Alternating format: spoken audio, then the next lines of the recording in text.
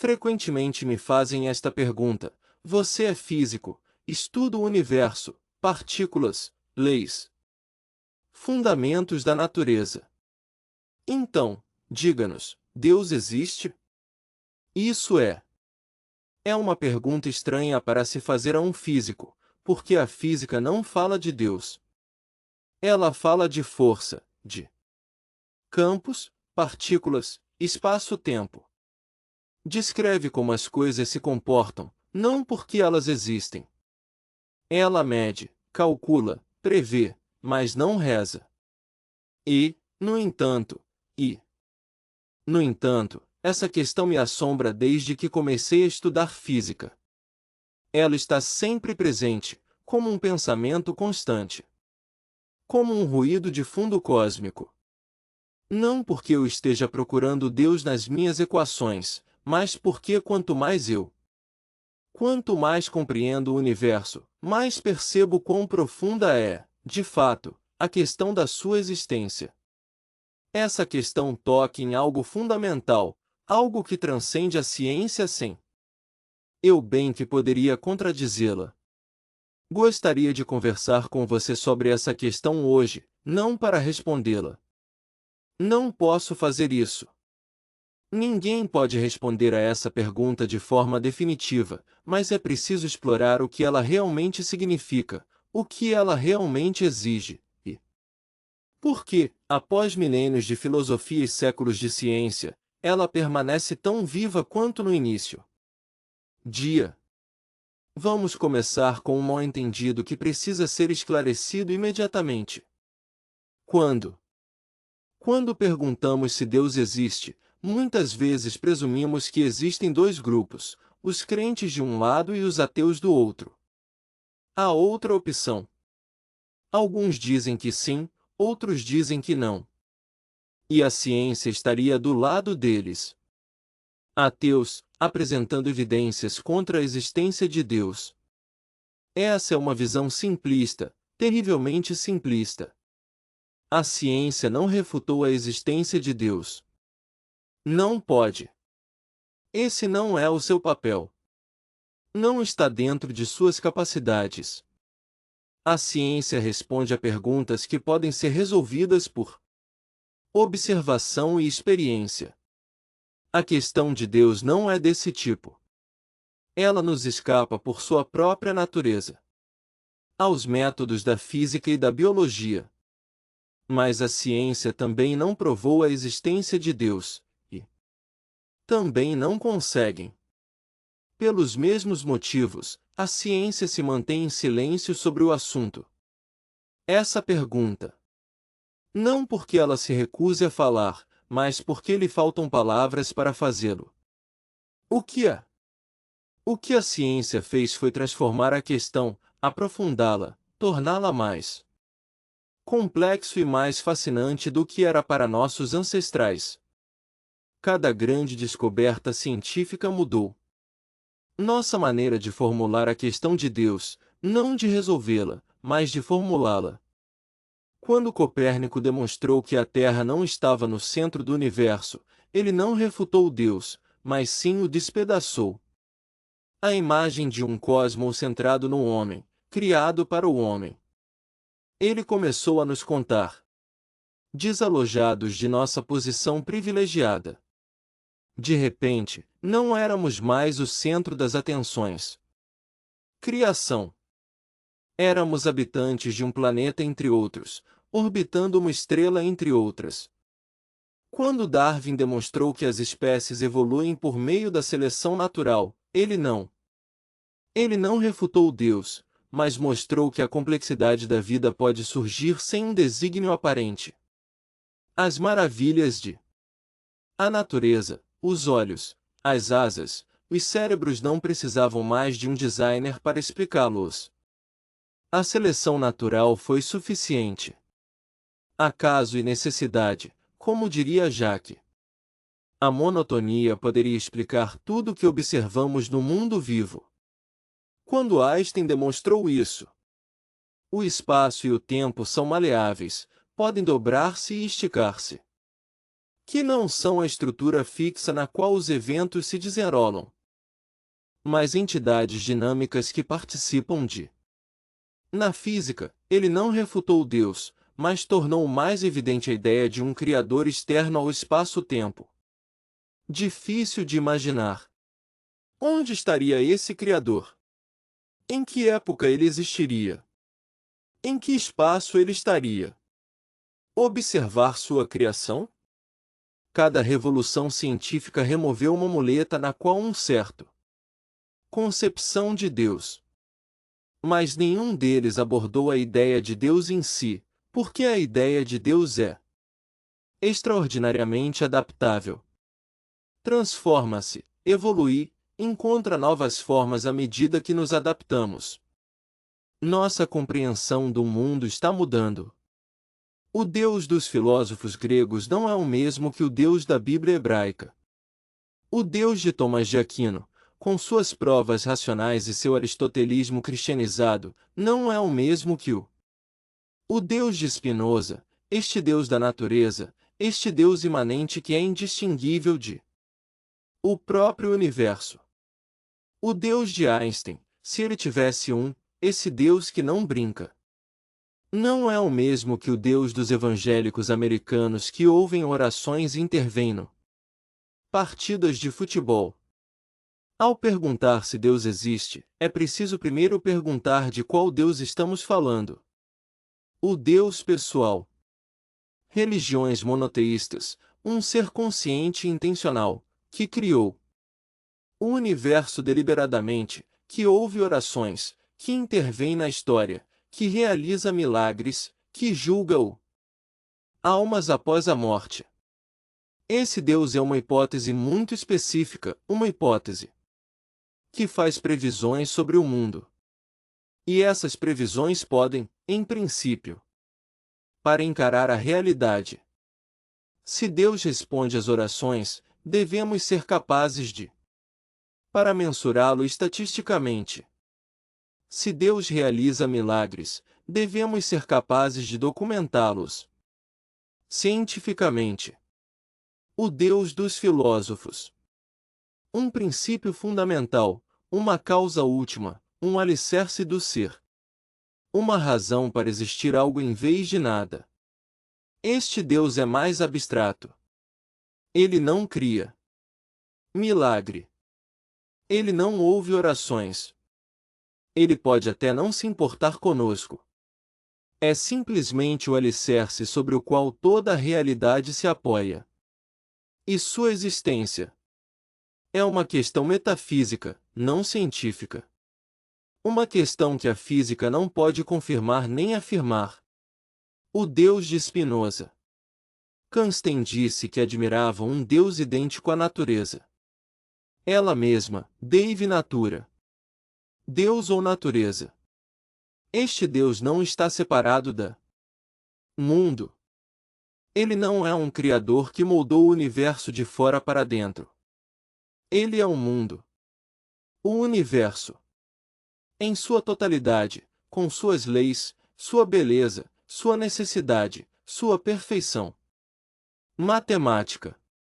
Dizer que esse Deus existe é simplesmente dizer que o universo existe. O que não é muito controverso. Quando um ateu diz que Deus não existe, quando um crente diz que Deus existe, mas será que ele fala da mesma coisa? Muitas vezes não. Ele fala de conceitos diferentes, usa a mesma palavra e acredita estar se contradizendo quando não está falando da mesma realidade.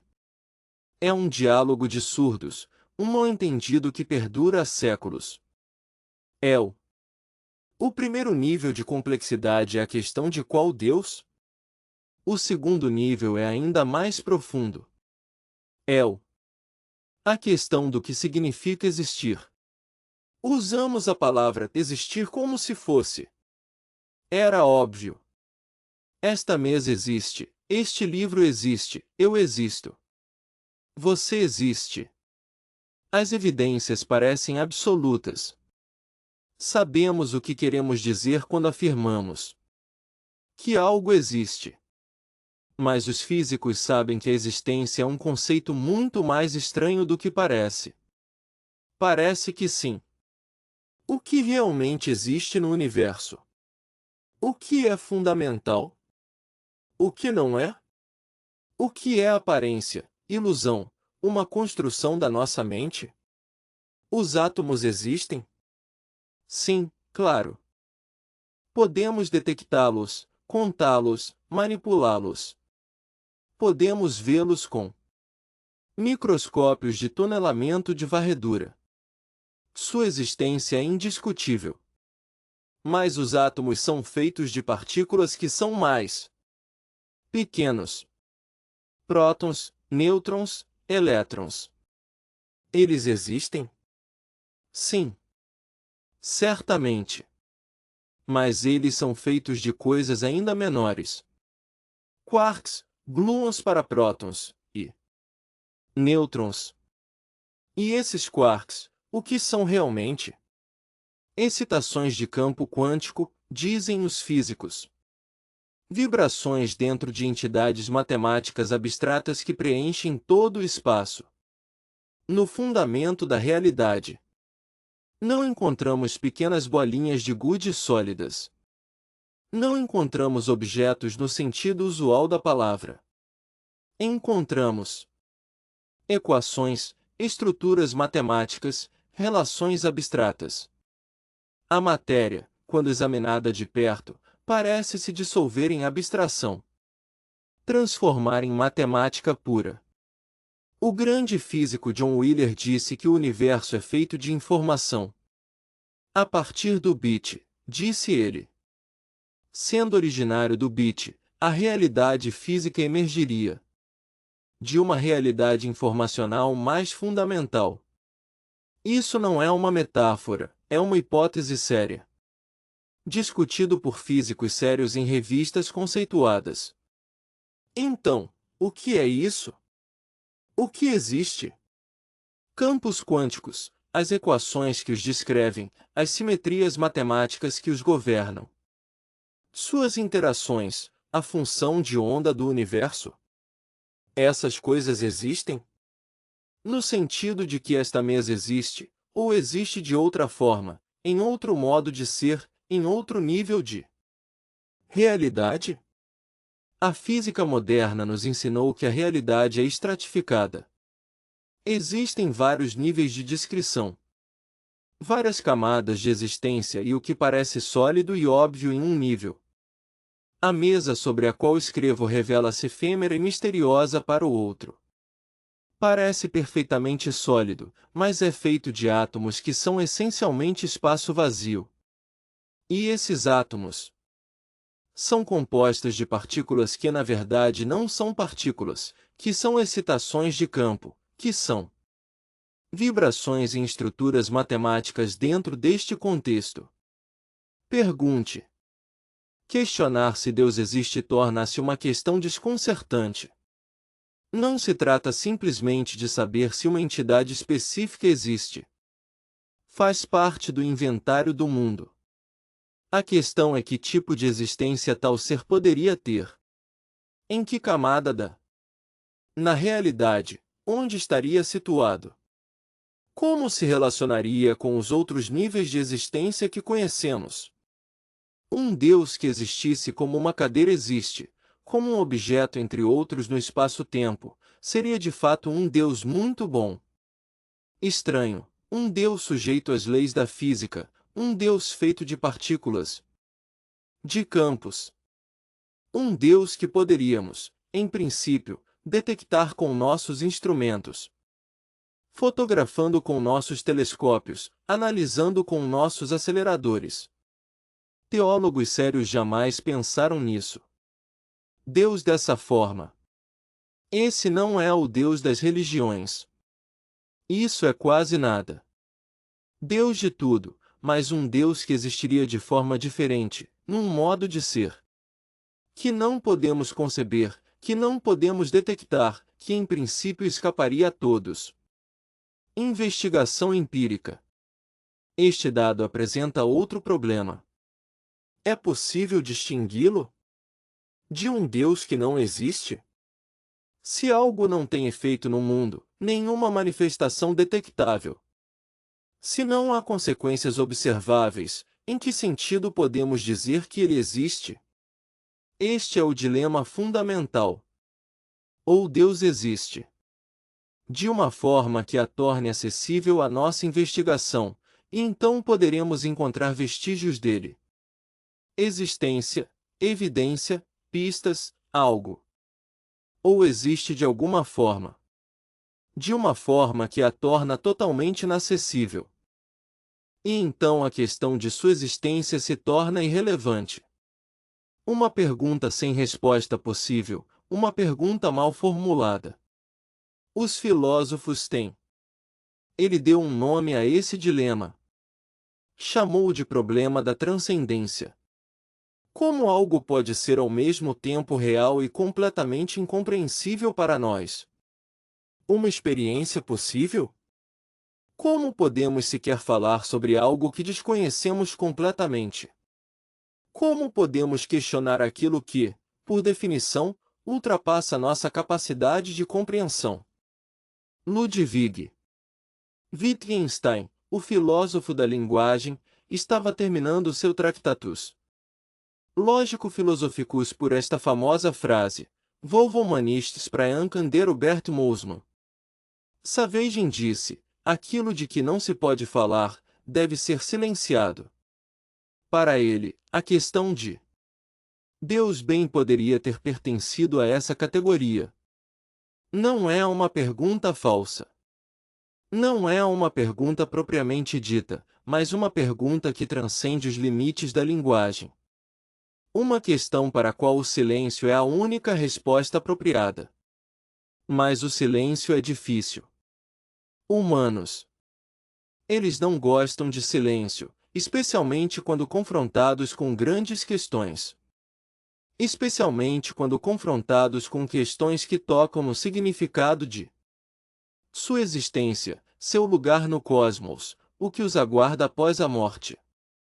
Então, nós conversamos, nós argumentamos, construímos provas e refutações. Escrevemos livros e tratados. Por milênios. E esses milênios de reflexão produziram argumentos, tentativas de provar racionalmente a existência ou não existência de Deus. Construções intelectuais, às vezes brilhantes, às vezes falhos, sempre fascinantes. Vamos examinar algumas dessas evidências, não para validá-las ou refutá-las definitivamente, mas para entender o que nos revelam sobre nossa maneira de pensar, sobre nossas intuições profundas, sobre o que realmente buscamos quando questionamos a Deus. O argumento mais antigo e persistente é o cosmológico. Isso remonta pelo menos a Aristóteles. Tudo que existe tem uma causa. O universo existe. Portanto, o universo tem uma causa. Essa causa é Deus. Ele é um. Esse argumento é atraente devido à sua aparente simplicidade. Ele corresponde à nossa experiência cotidiana. Todo evento tem uma causa. Todo objeto foi criado ou provocado por algo mais. A cadeira foi feita pelo carpinteiro. O carpinteiro foi gerado por pais, seus pais foram gerados por seus pais, e assim por diante. Rastrear essa cadeia de causa e efeito parece inevitavelmente levam a uma causa raiz, uma causa não causada, uma. Como disse Aristóteles, o primeiro a agir permanece imóvel. Mas o argumento tem falhas, falhas que os filósofos já apontaram. Identificada há muito tempo e que os cientistas exploraram em profundidade. Primeiro, por que a cadeia de causas deveria ter um começo? Por que não poderia ser infinito? Uma série. Um número infinito de causas, cada uma causada pela anterior, sem começo nem fim? É difícil de imaginar. Certamente, nossas mentes resistem à ideia de regressão infinita, mas não é logicamente impossível. Matemáticos manipulam infinitos todos os dias sem que isso represente qualquer problema. Além disso, mesmo que a cadeia tenha um começo, por que esse começo seria Deus? Por que não poderia ser simplesmente o próprio universo? O universo como um fato bruto e inexplicável. O que existe sem precisar de uma causa externa? Por que haveria algo em vez de nada? Talvez não haja resposta, talvez a própria existência do universo seja simplesmente um fato. O fato último além do qual não há nada a acrescentar. Explique. E se tudo precisa de uma causa, então Deus também precisa de uma causa, e a causa de Deus precisa de uma causa. E assim por diante. O argumento que deveria impedir a regressão infinita apenas a desloca. Em vez de perguntar quem a criou no universo, perguntamos quem criou Deus. Os teólogos respondem que Deus é diferente. Deus está sendo necessário, aquilo que não pode deixar de existir, aquilo cuja essência inclui a existência. Todo o resto é contingente. Esta mesa pode não existir. Este universo pode não existir. Mas Deus não pode deixar de existir. Sua não existência é logicamente impossível. Essa é uma resposta interessante, mas pressupõe aquilo que deveria provar. Ela define. Deus é apresentado como um ser necessário, e então conclui-se que ele existe necessariamente. Trata-se de uma manobra conceitual. Não é uma demonstração. Você não pode definir algo como existente e concluir que isso não existe. Existe. Caso contrário, eu poderia definir um unicórnio necessário e provar que ele existe. A física moderna adicionou Adicionando mais uma camada de complexidade a esta discussão, agora sabemos que o universo teve um começo, não. Um começo no sentido comum, não um momento no tempo em que algo aconteceu, mas uma singularidade, o ponto em que nossas equações deixam de funcionar. O Big Bang, há 138 bilhões de anos. Para alguns, é prova da criação. O universo teve um começo, portanto alguém o criou. Para começar, o Big Bang como um ecocientífico do Gênesis. Haja luz, e houve luz. Mas essa é uma leitura precipitada. O Big Bang não foi criado do nada. É uma limitação da nossa capacidade de reconhecimento.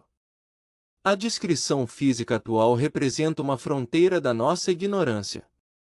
Não sabemos o que aconteceu antes do Big Bang.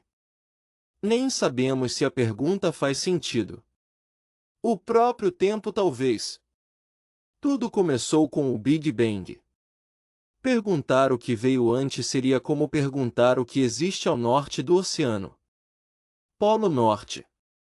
A pergunta parece sensata, mas não é. Os cosmólogos estão trabalhando em modelos em que o Big Bang não é um início absoluto. Modelos de universos cíclicos que se contraem e eles se expandem eternamente. Modelos de multiversos onde nosso universo é apenas uma bolha em meio a uma infinidade. Outros modelos onde o universo emerge espontaneamente do vácuo quântico sem causa ou criador através de flutuações quânticas que não exigem nada para acontecer. Esses modelos são especulativos. Não temos provas de que estejam corretos. Talvez estejam todos errados. Mas isso demonstra algo importante. O Big Bang não prova a existência de um criador. Na melhor das hipóteses, ele Ele formula a questão de maneira diferente. Ele não a resolve. Há outro argumento. Um argumento clássico para a existência de Deus. Um argumento que cativou gerações de pensadores. O argumento teleológico. O argumento do desenho. O argumento do propósito. Parte de uma observação simples. O mundo parece ter sido projetado. Os organismos vivos são extraordinariamente complexos, perfeitamente adaptados ao seu ambiente. O olho humano, com seus milhões de células fotossensíveis, sua lente que foca automaticamente, sua íris que se adapta à luz, sua retina que transforma fótons em sinais nervosos, o coração que... O cérebro, com seus 100.000 batimentos por dia, bate 100.000 vezes sem parar. Bilhões de neurônios conectados por trilhões de sinapses. Como tais maravilhas podem existir? Algo pode existir sem um Criador? William Ply, um teólogo inglês do século XVIII, formulou esse argumento de uma maneira que particularmente impressionante. Imagine, disse ele, que você está caminhando em um campo e seu pé bate em uma pedra. Você pode supor que essa pedra sempre esteve lá, que ela faz parte da paisagem natural, que dispensa maiores explicações. Mas agora imagine que seu pé bate num relógio, um relógio com suas engrenagens, suas molas, seu mostrador, seus ponteiros. Você jamais imaginaria que este relógio sempre esteve ali, que o acaso o reuniu. Você concluiria. Ficou imediatamente evidente que havia sido feito por um relojoeiro. Sua complexidade, a organização, o fato de todas essas partes trabalharem juntas em prol de um objetivo, tudo isso revela inteligência. Criativo. Da mesma forma, disse Palais, quando observamos um organismo vivo, infinitamente mais complexo que um relógio, devemos concluir que existe um Criador, um relojoeiro cósmico, um Criador divino que criou seres vivos com uma habilidade que nem mesmo nossos melhores engenheiros conseguem alcançar. Que coisa admirável! Era um argumento poderoso na era palaciana. Parecia óbvio, quase irrefutável. Como? Como podemos explicar a complexidade dos seres vivos de uma maneira diferente? Como podemos explicar essas adaptações perfeitas, esses órgãos sofisticado, com aquela irresistível impressão de design? E depois Darwin. Chegou. Charles Darwin com seu livro A Origem das Espécies, publicado em 1859, a explicação que faltava foi fornecida, a seleção natural. Um mecanismo cego, sem intenção, sem um plano, que ainda assim pode produzir tudo. A complexidade da vida.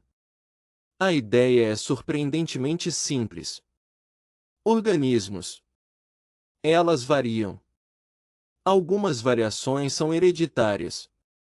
Algumas variações conferem vantagem na luta pela sobrevivência e reprodução. Essas variações vantajosas se espalham por toda a população. Os outros desaparecem. Geração após geração, os organismos tornam-se cada vez mais adaptados a seu ambiente. Sem necessidade de um designer, sem necessidade de um plano, sem necessidade de inteligência. Apenas variação, seleção e tempo. Muito tempo, milhões de vezes. Anos, bilhões de anos. Tempo suficiente para que o acaso e a necessidade trabalhem juntos. Produzimos olhos, cérebros, asas e corações. O olho não foi projetado, ele evoluiu.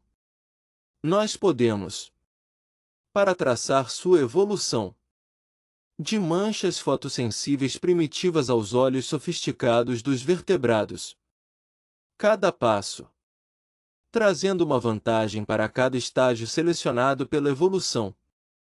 Não há mistério, não há. Milagrosamente, existe um processo natural que compreendemos em detalhes. Não é uma hipótese, é um fato comprovado. Temos fósseis que documentam as transições. Temos sequências genéticas que revelam relações. Temos experimentos de laboratório que mostram a evolução em ação sobre bactérias, moscas e peixes. Evolução. A seleção natural é tão bem estabelecida quanto a gravidade ou o eletromagnetismo. Contestar isso é contestar toda a biologia moderna. Darwin, portanto, refutou o argumento de Paley, pelo menos em sua forma original. A complexidade biológica não precisa de designer. Pode surgir naturalmente através de um processo. O que compreendemos? Mas a discussão sobre o desenho ressurgiu de uma forma novo, mais sofisticado, mais difícil de refutar. Os apoiadores de esta nova versão aponta para as constantes fundamentais da física. Esses números misteriosos que aparecem em nossas equações e que determinam o comportamento do universo. A velocidade da luz, a constante gravitacional, a carga do elétron, a massa do próton, a constante de Planck, o constante cosmológica.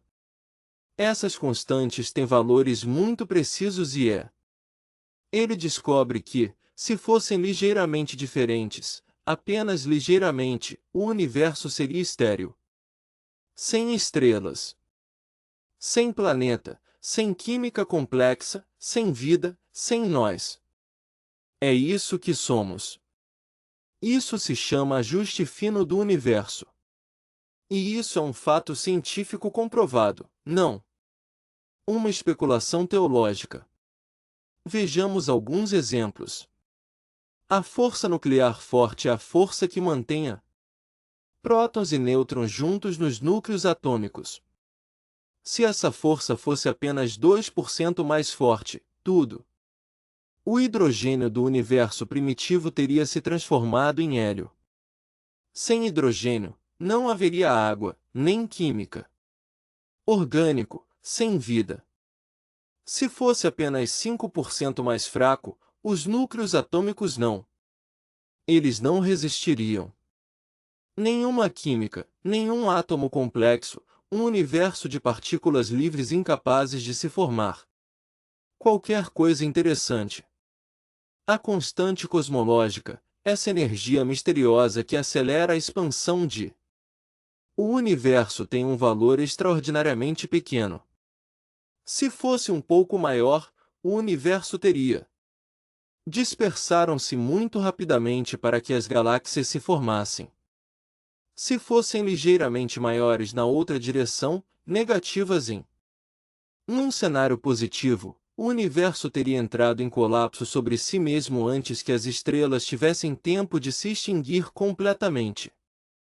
O valor observado está exatamente dentro da estreita faixa que permite a existência de estruturas complexas. A massa o nêutron é ligeiramente maior que o próton. Essa pequena diferença, inferior a 0,2%, tem consequências cósmicas. Se o nêutron fosse mais leve que o próton, os prótons se desintegrariam em nêutrons. E não haveria átomos de hidrogênio. Sem química, sem vida. Poderíamos multiplicar os exemplos. Cada constante parece ajustada com extraordinária precisão, como se alguém girou botões, ajustou mostradores, calibrou parâmetros para que o universo pudesse proteger a vida. É perturbador, profundamente perturbador, e é um argumento muito mais difícil de defender. Para refutar esse argumento do palácio, Darwin não pode nos ajudar aqui. Seleção.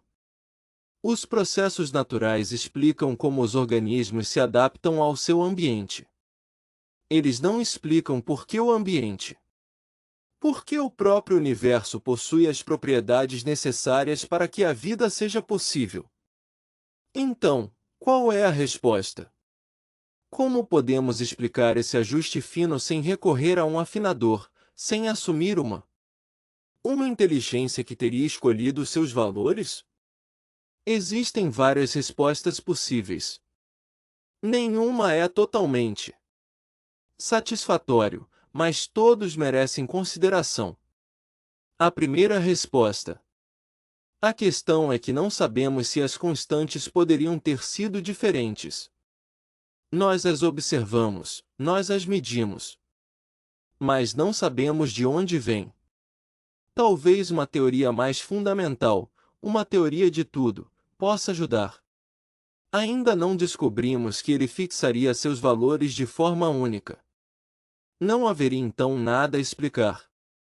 As constantes seriam o que são porque não poderiam ser de outra forma, assim como as propriedades dos números, que não são escolhidas, mas decorrem necessariamente da definição do círculo. Esta resposta é interessante. Mas isso depende de uma teoria que ainda não existe. Esperamos que tal teoria seja descoberta. Estamos trabalhando para descobri-lo. Mas ainda não o encontramos. E até que o encontremos, o ajuste fino continua sendo uma tarefa.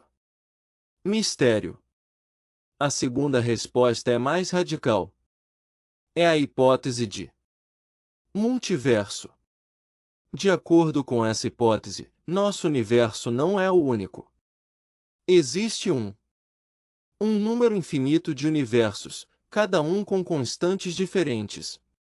Na maioria desses universos, as constantes eles não permitem vida. Sem estrelas, sem planetas, sem química. Esses universos são estéreis, vazios, mortos. Não há ninguém lá para observá-los. Mas em alguns universos, por puro acaso, as constantes se encaixam uma estreita janela que permite a vida. E é em um desses raros universos que nos encontramos. Não porque foi projetado para nós, mas como não poderíamos estar em nenhum outro lugar, estamos observando um universo habitável porque apenas um universo habitável pode ser observado. É o princípio entrópico. É como se surpreender ao descobrir que nasceu em um planeta habitável, em vez de no vazio interestelar. Mas você não deveria se surpreender. Você só poderia ter nascido lá. Em um planeta habitável. Lugares inabitáveis não tem ninguém para se surpreender com nada. O multiverso é uma hipótese controversa. Muitos físicos o rejeitam. Eles o consideram muito complexo, especulativo, muito distante do que podemos observar e testar. E eles têm. É importante ressaltar que não temos provas diretas da existência de outros universos. Mas o multiverso. Isso não é ficção científica. Diversas teorias físicas respeitáveis sugerem isso. Inflação. A cosmologia eterna prevê que o nosso Big Bang é apenas um evento local em um processo infinito de criação do universo. A teoria das cordas, em algumas de suas versões, prevê um vasto panorama de soluções possíveis, cada uma correspondendo a um universo diferentes com constantes diferentes. Estas não são provas, são indicações de sugestões, possibilidades. Mas isso demonstra que o multiverso não é uma invenção criada para evitar a conclusão teísta. Esta é uma possível consequência de nossas melhores teorias físicas. E mesmo que o multiverso exista, mesmo que o ajuste fino é verdadeiramente inexplicável, será que isso provaria a existência de Deus? Não necessariamente. Um ajuste preciso das constantes poderia ter 1000 explicações possíveis. Extraterrestres altamente avançados que supostamente criaram nosso universo em um laboratório cósmico, uma simulação. Ciência da computação na qual seríamos personagens criados por seres que nem sequer podemos imaginar. Um processo natural que ainda não compreendemos e que iremos descobrindo aos poucos. Estar em um século ou milênio, saltar diretamente para Deus, é cometer o que os filósofos chamam isso de argumento do Deus das lacunas. Invocar Deus para preencher uma lacuna em nosso conhecimento. Historicamente, essa não é uma boa estratégia. Toda vez que invocamos Deus para explicar um fenômeno misterioso, a ciência finalmente encontrou uma explicação natural. Os raios não são raios. Não há raiva de Deus. Epidemias não são castigos divinos.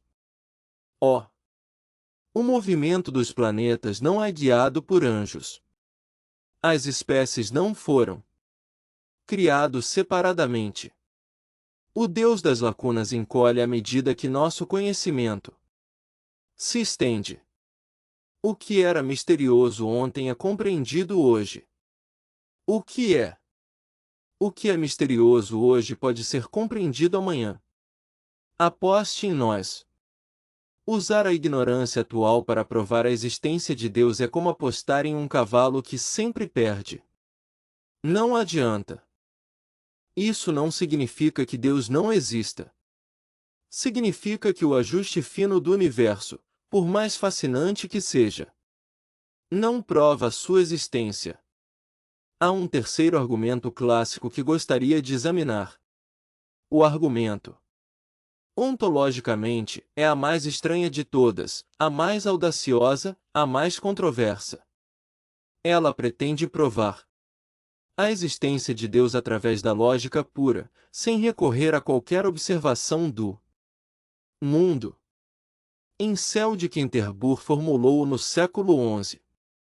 Seu raciocínio era o seguinte: Deus é, por definição, o ser sobre o qual nada pode ser feito. Conceber algo maior. É isso que queremos dizer com a palavra Deus, o ser supremo, o ser definitivo, o ser que transcende, do qual não há nada. Agora, um ser que existe na realidade é mais maior do que um ser que existe apenas na imaginação. A existência real acrescenta algo. É a perfeição.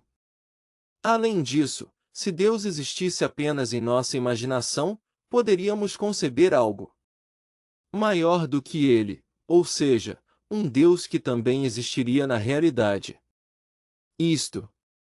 O Deus real seria maior que o Deus imaginário. Mas isso contradiria nossa definição. Definimos Deus como sendo tal que nada maior pode ser concebido. Se pudéssemos conceber algo maior que ele, na verdade, não seria verdadeiramente Deus. Portanto, por contradição, Deus existe na realidade. Sua não existência é logicamente impossível. Que é a D? É isso. Um argumento que causa vertigem. Parece derivar a existência de uma definição, conjurar o ser a partir de conceito. É um truque metafísico. E de fato, algo. Isso não funciona. Dá para perceber que o argumento tem alguma falha. Mas onde exatamente? Muitos filósofos tentaram refutar esse argumento. O monge Gonilon, contemporâneo de Anselmo, ele propôs uma paródia. Imagine a ilha perfeita. A ilha. De modo que nada mais perfeito do que uma ilha pudesse ser concebido. Pelo mesmo raciocínio, essa ilha deveria existir. Mas isso é um absurdo. Não podemos provar a existência de uma ilha perfeita apenas com lógica pura. Encele respondeu que seu argumento aplicava-se apenas a Deus, não às ilhas. Mas a resposta não é totalmente convincente quando apresentada. A refutação mais famosa. A existência, disse ele, não é um predicado.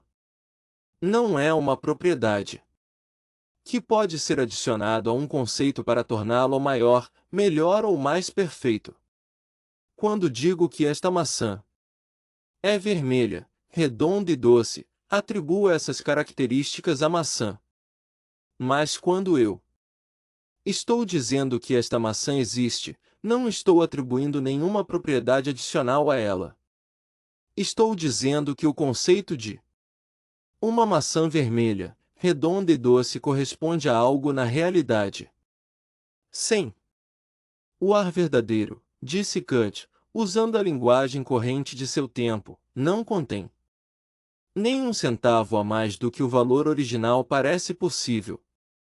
O conceito é exatamente o igual.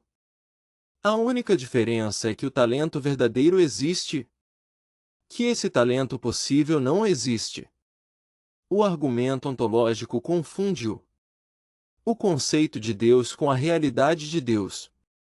Isso prova, no melhor dos casos, que o conceito de Deus inclui a ideia de existência necessária. Mas um conceito que inclui a existência necessária não significa necessariamente que algo exista. Prova. Ainda há muito a ser feito. É como se eu estivesse definindo um unicórnio necessário como aquele cuja essência inclui existência. Por definição, um unicórnio necessário existe. Mas isso não significa que ele exista. Unicórnios. Eu apenas criei um conceito, não uma realidade. Passei um tempo. Revise estes três argumentos clássicos: o argumento cosmológico, o argumento teleológico, o argumento ontológico. Não para os demolir definitivamente, filósofos brilhantes continuam a defendê-los e aprimorá-los. Mas para mostrar algo importante, depois.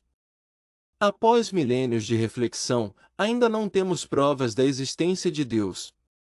Nenhuma prova no sentido de que um cientista entende essa palavra. Nenhuma demonstração lógica irrefutável, nenhuma observação empírica conclusiva. Nós nem temos qualquer prova de sua inexistência. O ateísmo não existe mais. Demonstraram que o teísmo. Esta é uma posição filosófica, não uma conclusão científica. O que nós temos o seguinte: argumentos, intuições, presunções, apostas. E aos poucos, é tudo o que teremos. Até agora, examinamos os argumentos tradicionais para a existência de Deus.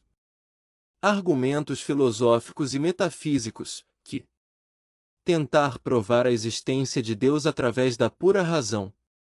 Mas existe outra maneira de abordar a questão, uma maneira que não se trata de lógica, mas de experiência humana.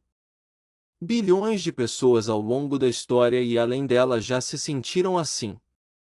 Em diversas culturas, pessoas afirmam ter tido experiências com Deus, vivências místicas e revelações. Momentos de contato com algo que os transcende, algo sagrado, algo divino.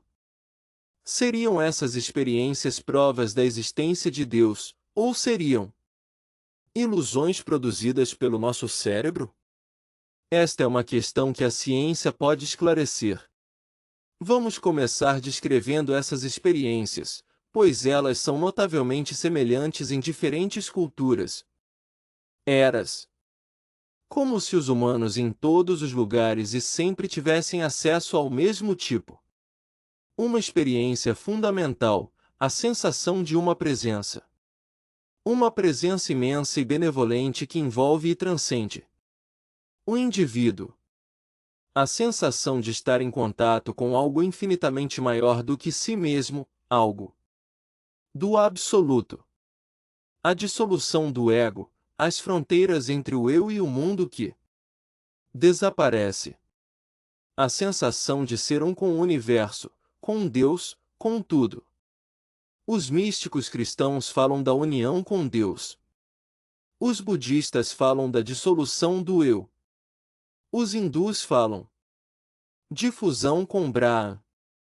Os amaldiçoados, mas a experiência parece semelhante. Inefabilidade, a impossibilidade de descrever a experiência com palavras. Os místicos insistem. Nesse ponto, o que eles vivenciaram transcende a linguagem. As palavras são insuficientes. Eles só podem evocar, sugerir, aproximar, nunca capturar a certeza. Absolutamente. Aqueles que vivenciaram essas experiências retornam transformados, com uma convicção inabalável. Saber, com um conhecimento que não é intelectual, mas existencial, que Deus existe, que o sagrado é real, que a realidade ordinária não representa a totalidade da realidade. Essas experiências são reais. Com isso não quero dizer que elas provem a existência de Deus. Quero dizer que elas de fato acontecem nos cérebros daqueles que as vivenciam. Não são mentiras, não são invenções, são estados de consciência. Consciência autêntica, tão real quanto qualquer outro estado de consciência. A questão é o que elas significam. Seriam elas janelas para uma realidade transcendente? Onde? Seriam produtos do nosso cérebro? Alucinações sofisticadas, ilusões? Neuroquímicos? A neurociência começou a estudar essas questões e isto. O que ela descobriu é fascinante e perturbador. Na década de 1990, o neurologista canadense Michael Persinger conduziu experimentos notáveis.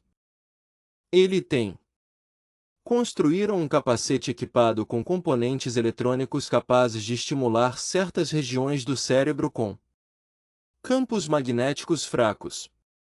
O capacete de Deus, como os jornalistas o chamavam, Persinger descobriu que a estimulação do lobo temporal pode induzir experiências místicas, sensações de presença, sentimentos de ser observado por uma entidade invisível, impressões de contato com algo transcendente. Aproximadamente 80% dos participantes relataram experiências desse tipo. Alguns eles viram figuras religiosas, anjos, seres de luz. Outros sentiam uma presença indefinível, mas profundamente real. Outros ainda tinham a impressão de estar partindo seus corpos, para flutuar acima da sala, para ver as coisas de uma perspectiva externa. Esses resultados são controversos. Outros pesquisadores nem sempre conseguiram reproduzi-los. Mas ele sugere algo importante. As experiências místicas têm uma base neurológica. Elas correspondem a estados cerebrais específicos. Podem ser induzidas artificialmente por estimulação. Campos eletromagnéticos, mas também através de drogas cíclicas e debilitantes, meditação intensiva e jejum prolongado, por hiperventilação, por privação sensorial. As drogas psicodélicas, em particular, produzem experiências notavelmente semelhantes a experiências místicas tradicionais. Psilocibina, LSD, DMT, mescalina. Essas substâncias alteram a química cerebral e induzem estados da consciência que os sujeitos frequentemente descrevem em termos religiosos. União com o cosmos, dissolução do ego, contato com uma realidade mais profunda, uma certeza que a consciência comum é apenas um véu que encobre uma realidade maior. Estudos recentes conduzidos com rigor científico, pesquisas realizadas na Universidade Johns Hopkins e em outros locais demonstraram que experimentos induzidos por A psilocibina pode ter efeitos duradouros na personalidade. Crenças. Indivíduos que tiveram uma experiência mística sob o efeito de psilocibina. Aula ou anos depois, entre as experiências mais significativas de suas vidas no mesmo nível que o nascimento de uma criança ou a morte de um dos pais. Isso. Que conclusões podemos tirar de tudo isso? Uma primeira conclusão seria que as experiências místicas são ilusões. Produções cerebrais, disfunções neurológicas que revestimos de significado religioso. Deus não existe. É o nosso cérebro que o cria sob a influência do estresse, privação, substâncias químicas ou peculiaridades da nossa estrutura neural. Essa é a conclusão. É tentador para um materialista, mas talvez ela esteja indo rápido demais. O fato de que a experiência e uma base neurológica não comprovam que seja ilusório. Tudo. Nossas experiências têm uma base neurológica. Quando vejo uma árvore, essa percepção corresponde a ativações específicas no meu córtex visual. Isso não significa que a árvore não exista. A experiência visual de a árvore é ao mesmo tempo um produto do meu cérebro e uma resposta a algo real no mundo. Da mesma forma, o fato de as experiências místicas corresponderem a determinados estados cerebrais não prova que elas não sejam místicas. Não correspondem a nada real. Talvez o cérebro esteja em seu estado atual. Os indivíduos tornam-se capazes de perceber algo que normalmente não percebem. Talvez o dissolver o ego abre uma janela para uma realidade mais profunda. Talvez que o que os místicos relatam é tão real quanto o que nossos olhos registram quando olhamos para um objeto. Árvore. Não estou dizendo que seja esse o caso. Estou dizendo que a neurociência não resolve a questão. Ela mostra que as experiências místicas têm uma base cerebral. Isso não significa que sejam meras ilusões. Há também a questão da universalidade. Por que os seres humanos, em todos os lugares e em todos os tempos, têm esse tipo de experiência? Por quê? Cristãos, muçulmanos, judeus, hindus, budistas, místicos xamânicos. Eles relatam experiências semelhantes? Por que o cérebro humano funciona dessa maneira? Uma explicação evolucionista é possível. Talvez a capacidade de ter experiências místicas conferisse foi uma vantagem adaptativa para nossos ancestrais. Fortaleceu a coesão social. Deu sentido à vida. Ajudou a superar o medo da morte. Isso motivou o comportamento altruísta. Grupos cujos membros compartilhavam crenças religiosas e experiências místicas teriam fomentado maior solidariedade e cooperação. Não mais capazes de sobreviver e se reproduzir. Essa explicação é plausível, mas não descarta a possibilidade de que as experiências místicas correspondem a algo real. A evolução pode ter nos dotado de um sentido do divino. Pelas mesmas razões que ela nos dotou da visão, porque há algo ali para ser percebido. Eu não decido. Não posso decidir. Estou apenas mostrando que a questão é mais complexa do que geralmente se pensa. As experiências místicas não provam a existência de Deus, mas também não provam a sua inexistência. Continuam sendo dados fatos sobre a experiência humana, fenômenos que exigem explicação. Há outro aspecto desta questão que gostaria de abordar é a questão do mal. Por que se houver um argumento? O argumento contra a existência de Deus provavelmente é este. Não é um argumento lógico ou científico, mas um argumento moral. Se Deus existe, se Ele é todo-poderoso e infinitamente bom? Por que existe tanto sofrimento no mundo? Por que crianças morrem de fome? Por que pessoas inocentes estão sendo torturadas? Por que desastres naturais destroem cidades inteiras? Matar milhares de pessoas que não fizeram nada para merecer esse destino? É isso que chamamos de problema de ruim. E é um problema formidável. O filósofo Epicuro formulou há muito tempo. Por mais de 2000 anos. Deus quer impedir o mal, mas não pode. Então, Ele não é todo-poderoso. Ele pode impedir isso, mas não quer? Então Ele não é bom. Ele quer? Então, de onde vem o mal? Os teólogos propuseram muitas respostas para esse problema. Elas são chamadas de teodiceias, justificativas de Deus diante do mal. A explicação mais comum invoca o livre-arbítrio. Deus nos criou livres, e a liberdade implica a possibilidade de escolher o mal. Um mundo sem mal seria um mundo sem liberdade. Automatos programados para o bem. Mas Deus escolheu nos dar liberdade, mesmo que isso significasse permitir o mal. Essa é uma resposta que possui certa força. Explica o mal moral, os crimes, as guerras, crueldades. São escolhas humanas, abusos da nossa liberdade. Deus não está envolvido. Somos responsáveis.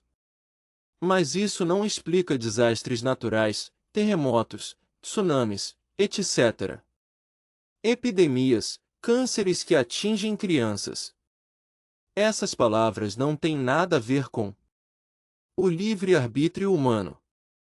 Essas são consequências das leis da natureza, leis que Deus, se existir, escolheu. Por que Deus teria criado um mundo onde as placas tectônicas se movem e causam terremotos? Um mundo onde os vírus sofrem mutações e causam pandemias. Um mundo onde as células apresentam mau funcionamento e causam cânceres. Um mundo onde o sofrimento está inscrito na própria estrutura de a realidade. Outra resposta é que o sofrimento tem valor. Ele nos transforma. Crescer. Isso molda nosso caráter. Nos torna mais fortes, mais empáticos, mais humanos. Um mundo sem o sofrimento seria um mundo sem profundidade, sem a possibilidade de coragem, de compaixão, de autotranscendência. Há algo nessa resposta. O sofrimento pode, de fato, ser transformador. Algumas pessoas saem mais fortes dele. Suas provações, mas essa resposta é obscena quando confrontada com a realidade do sofrimento. Para contar uma. Dizer a um pai cujo filho morre de câncer que esse sofrimento tem valor educativo é agravar ainda mais a situação. Lesões. Alguns sofrimentos são simplesmente atrozes, sem qualquer justificativa possível, sem compensação imaginável. Uma terceira resposta é que não podemos compreender os caminhos de Deus. Sua sabedoria supera em muito a nossa. O que nos parece errado pode ter uma razão que não percebemos. Assim como uma formiga não consegue entender por que um ser humano muda o seu formigueiro de lugar. Não conseguimos entender por que Deus permite o mal. É uma resposta humilde. Reconhece as limitações da nossa compreensão, mas tem um preço. Se não pudermos fazer nada, então. Se compreendermos a voz de Deus, então não podemos dizer nada sobre Deus, nem que Ele é bom, nem que Ele é mau, nem qualquer outra coisa. Que seja qualquer outra coisa. A transcendência total torna-se incompreensível. Total. E um Deus totalmente incompreensível é distinguível de um Deus inexistente? O problema de o mal não prova que Deus não existe. Um Deus poderia existir e ter razões que não compreendemos para permitir o mal. Mas o problema do mal torna a existência de um Deus bom e todo-poderoso difícil de acreditar. Cria uma tensão, uma dissonância que as Odisseias não conseguem resolver isso de forma satisfatória. Para muitas pessoas, esse é o problema de mais do que os argumentos filosóficos que os distanciam da crença. Não porque leram Kant ou Darwin, mas porque viram pessoas inocentes sofrerem, porque eles têm. Enterraram crianças porque testemunharam crueldade gratuita e porque não conseguem reconciliar esses sentimentos. Experiências com a ideia de um Deus benevolente. Dostoiévski em Os irmãos Karamazov formularam essa objeção de uma maneira inesquecível. O personagem no sofá diz ao irmão: Aliot conta histórias de crueldade contra crianças. Histórias reais extraídas de jornais da época, histórias de crianças espancadas, torturadas, mortas. E Ivan posa essa pergunta terrível. Imagine, disse ele, que você tem a tarefa de construir o edifício da felicidade humana, um paraíso. Na Terra, a felicidade suprema da humanidade. Mas para isso, seria necessário torturar uma única criança inocente até a morte. Justin, você aceitaria isso? Alicia responde: Não. E YV concluiu: É por isso que rejeito este mundo. Não porque eu não goste dele. Eu não acredito em Deus, mas isso porque não aceito o mundo que ele cria. É um pouco a posição mais honesta. Não o ateísmo triunfante que alega ter. Deus foi refutado, mas a recusa. A recusa em aceitar um mundo onde crianças eles sofrem. A recusa em aceitar um Deus que permitiria isso. A recusa em justificar o injustificável. Não sei se Deus existe. Mas sei que, se Deus existe, Ele criou este mundo conscientemente.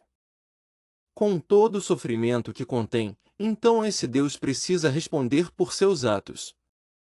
Não a mim, mas aos inocentes que sofreram, desde as crianças que morreram de fome, passando pelas vítimas de tortura, até todos aqueles que clamaram aos céus e receberam apenas silêncio. É um pensamento perturbador. Pode parecer blasfêmia, mas é um pensamento sincero e talvez seja mesmo. Diante dessa questão, tudo o que podemos fazer é ser honestos e reconhecer o que não sabemos. Encare o mal de frente sem justificá-lo e continue a busca sem certeza de chegar a algum lugar. Percorremos um longo caminho. Os argumentos clássicos para a existência de Deus, o argumento cosmológico e suas falhas, o argumento teleológico e Darwin, o argumento ontológico, e Kant, o ajuste fino do universo e o multiverso, experiências místicas e sua base neurológica. O problema das teorias do mal e das teorias insatisfatórias. E qual é a nossa posição? Em lugar nenhum, poderíamos dizer: não provamos que Deus existe. Não provamos que ele não existe. Ficamos dando voltas em torno do problema sem nunca chegar ao fundo da questão. É frustrante. Gostaríamos de uma resposta clara e definitiva que pusesse fim a isso. Debate. Mas talvez essa expectativa em si seja o problema. Talvez que a questão de Deus não é o tipo de pergunta que admite uma resposta definitiva. Gostaria de concluir por algumas reflexões sobre o que essa questão significa para nós. Não como um problema intelectual para resolver, mas como uma questão existencial a ser considerada. Vamos começar com uma observação. A questão de Deus não é uma questão como qualquer outra. Não é como a questão de para saber se os elétrons existem, se o universo está em expansão ou se os dinossauros foram extintos por um asteroide. Essas questões podem ser resolvidas por meio de observação e experimentação. A questão de Deus não pode ser respondida, mas também não é uma questão puramente teórica sem consequências práticas. Acreditar em Deus ou não acreditar muda algo. Muda-o. A maneira como vivemos, a maneira como morremos, a maneira como vemos o mundo e os outros. Para o crente, o universo é habitado. Há alguém, uma presença, um significado, uma razão para existir. A vida não é um acidente absurdo. É uma dádiva, um projeto, uma relação com algo que nos transcende. Para o Shah, o universo está vazio, não vazio de matéria ou energia, mas vazio de presença, vazio de significado predeterminado, vazia de alguém à nossa espera. Vida é o que fazemos com isso. Nada mais, nada menos. Essas duas visões são radicalmente diferentes. Cada momento ganha uma cor única. Existência dá um tom diferente à alegria e ao sofrimento, ao amor e à morte, esperança e desespero. E nenhum dos dois pode ser comprovado. Essa é praticamente a essência da questão. Devemos escolher, não com base em de provas, mas baseado em algo mais, intuição, confiança, uma aposta, fé. Blaise Pascal, o grande matemático e filósofo do século XVII, formulou um argumento famoso, a aposta de Pascal. Seu raciocínio foi o seguinte: não podemos saber se Deus existe. A razão é impotente para. Precisamos resolver essa questão, mas precisamos viver. Precisamos agir. E o nosso um estilo de vida implica uma escolha. Ou vivemos como se Deus existisse, ou vivemos como se não existisse. Então vamos apostar, disse Pascal, e ver o que acontece. Qual aposta é a mais racional? Se Deus existe e eu aposto na sua existência, ganho tudo. A vida. Felicidade eterna e infinita, comunhão com o divino. Se Deus existe, e se eu apostar contra a sua existência, perco tudo. A maldita nação, a separação eterna de Deus, horror sem fim. Se Deus não existe e eu aposto na sua existência, perco pouco. Algum prazer terreno pode ser. Alguma liberdade restringida pela moral religiosa, mas nada definitivo. Se Deus não existe isso, apostei contra a sua existência, não ganho nada em particular. Eu estava certo, mas é inútil para mim. Eu morri como todos os outros. A conclusão de Pascal é clara. A escolha racional é acreditar em Deus. O ganho potencial é infinito se Deus existe. A perda potencial é finita se ele não existe. Um jogador racional escolheria sempre acreditar. É um argumento engenhoso, mas tem problemas. Primeiro, pressupõe que podemos. Eu escolho acreditar. Mas acreditar não é um ato de vontade. Eu não posso decidir acreditar em algo. Eu, acredite ou não, é algo que acontece comigo, não algo que eu faço. Pascal sabia disso. Ele não sabia. Ele não afirmava que apostar produziria fé instantaneamente. Ele acreditava que viver como se Deus existisse, praticar os rituais, o convívio com os fiéis, eventualmente produziriam fé. Finge até conseguir, como se costuma dizer. Americanos. Em seguida, o argumento parte do pressuposto de que existe apenas um Deus no mundo, mas existem milhares de religiões, milhares de concepções de Deus. Apostar no Deus cristão é apostar contra todos os outros. E se o verdadeiro Deus for Alá, Vishnu ou algum outro Deus que ninguém jamais imaginou, um Deus que puniria precisamente aqueles que creem sem provas e sem recompensa? Céticos honestos. A aposta de Pascal não nos diz em qual Deus apostar é possível, e as opções são infinitas. Por fim, há algo preocupante nisso. Com a ideia de acreditar por razões estratégicas. De acreditar porque é vantajoso. Um Deus digno desse nome não se ofenderia com uma fé tão calculista? Ele não preferiria ser honesto com os crentes oportunistas? Acho que não. A aposta de Pascal é um bom motivo para acreditar em Deus, mas acho que ele está apontando para algo importante. Importante. Precisamos escolher. Não podemos ficar aqui indefinidamente suspensos entre a fé e a descrença. Nosso modo de vida implica uma resposta até mesmo implícita à pergunta de Deus. E essa escolha não é arbitrária. Ele se baseia em nossa experiência, nossa reflexão e nossa sensibilidade. Através de tudo o que somos. Alguns olham para o universo e veem a mão de Deus em toda parte, na beleza de galáxias, na complexidade da vida, na ordem matemática das leis físicas, nas coincidências que parecem improváveis demais para serem coincidências. Para eles, a fé é natural, quase inevitável. Não acreditar nisso seria ignorar o óbvio. Outros.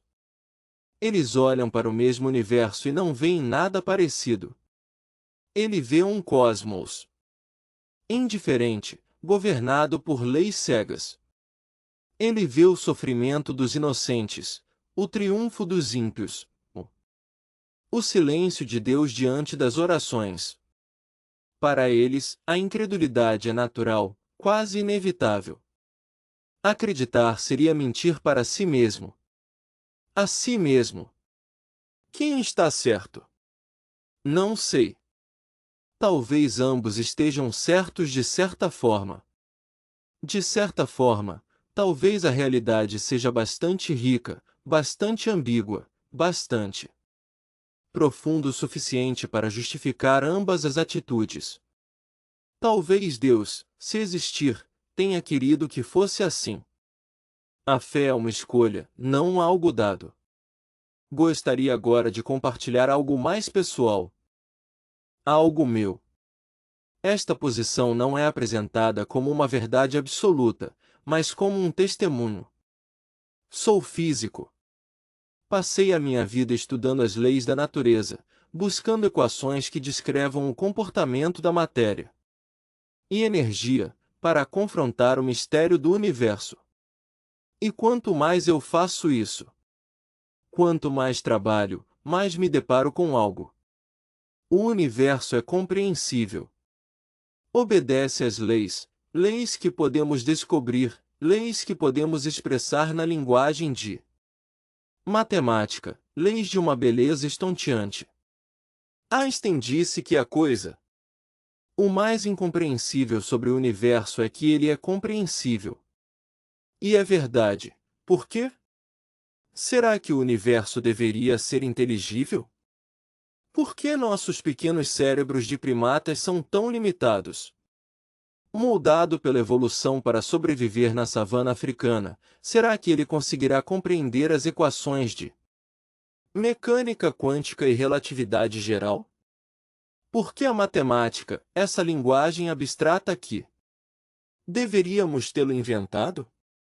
Deveria descrever o comportamento de partículas e galáxias com tanta perfeição? É mistério, um verdadeiro mistério. E esse mistério me preenche com um sentimento que desconheço. Não sei como descrever. Maravilha, gratidão, humildade, algo que tem pouca semelhança com o que os crentes chamam de sentimento do sagrado.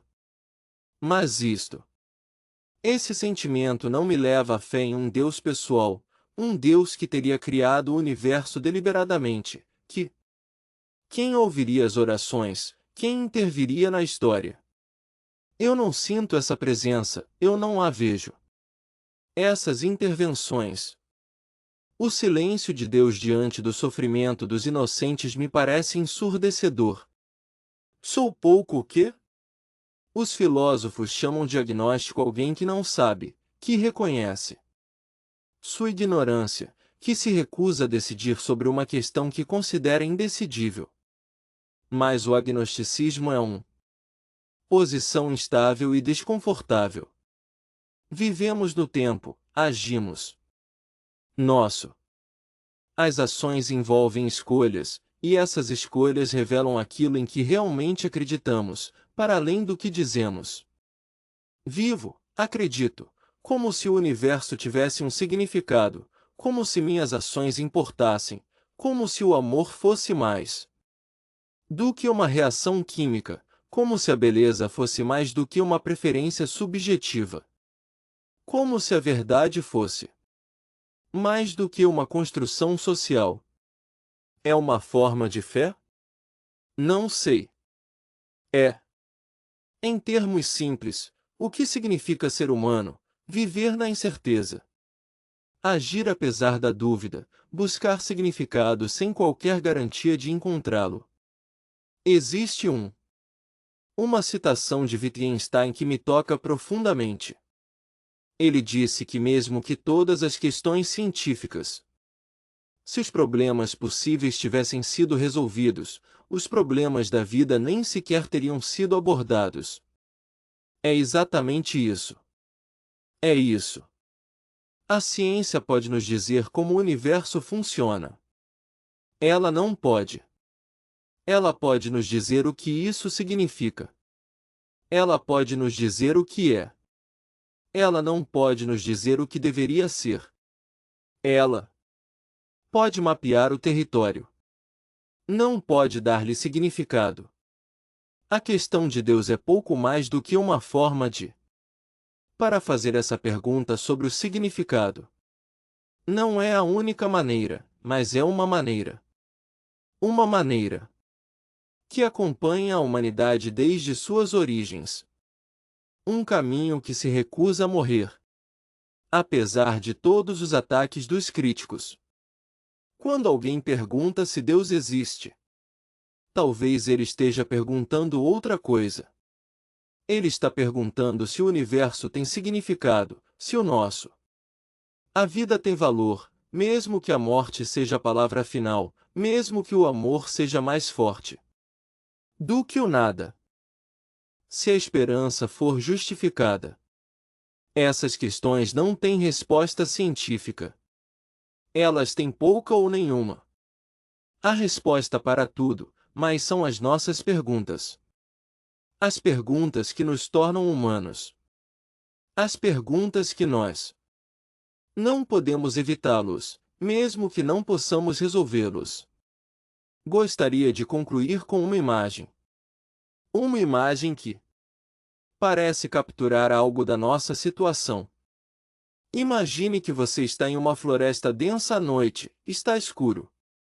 Você não consegue ver nada. Você está procurando o caminho, mas não sabe para onde está indo. Você tropeça em raízes. Você esbarra em árvores, tateia o caminho à frente, de vez em quando, vislumbra uma luz muito brilhante. Ao longe, muito tênue, um brilho quase imperceptível entre as árvores. Você não sabe o que é. Talvez casa, talvez uma fogueira, talvez uma ilusão, um reflexo, uma fosfeno em seus olhos cansados. Você tem uma escolha. Pode ignorar essa luz, continuar arejando o quarto no escuro. para te dizer que provavelmente não é nada, que você sonhou com isso, que a floresta é tudo o que há nela, onde você pode. Caminhe em direção à luz sem saber o que encontrará, sem qualquer garantia de chegar a algum lugar, simplesmente porque é a única direção que faz sentido, a única direção que dá sentido aos seus passos. A questão de Deus talvez seja esta luz, um vislumbre incerto na floresta da nossa ignorância. Não sabemos o que é. Não sabemos se é. É real, mas está lá. Recusa-se a desaparecer. Chama por nós ou parece que algo está nos chamando. Alguns caminham em direção a isso. Chamam isso de fé. Outros permanecem onde estão. Eles chamam isso de razão. Eu não sei quem está certo. Nem sei se a pergunta faz sentido. Mas eu sei que a luz está lá, sempre esteve lá e estará lá enquanto houver humanos para vê-la. E talvez isso baste. Não é uma resposta, não é uma certeza, apenas uma luz, uma possível direção, uma questão que permanece em aberto. Deus existe. Azulejo, eu não sei, mas sei que a pergunta existe, que continua sendo feita. Perguntar, que talvez seja a mais humana de todas as perguntas e pode. Talvez buscar a resposta seja mais importante do que encontrá-la. Talvez que a própria busca é um significado, talvez a pergunta seja ela mesma. Resposta. Deixo-vos com este pensamento não como uma conclusão, mas como uma abertura, um começo. Não. Primeiro, a floresta é vasta, a noite é profunda, a luz está lá.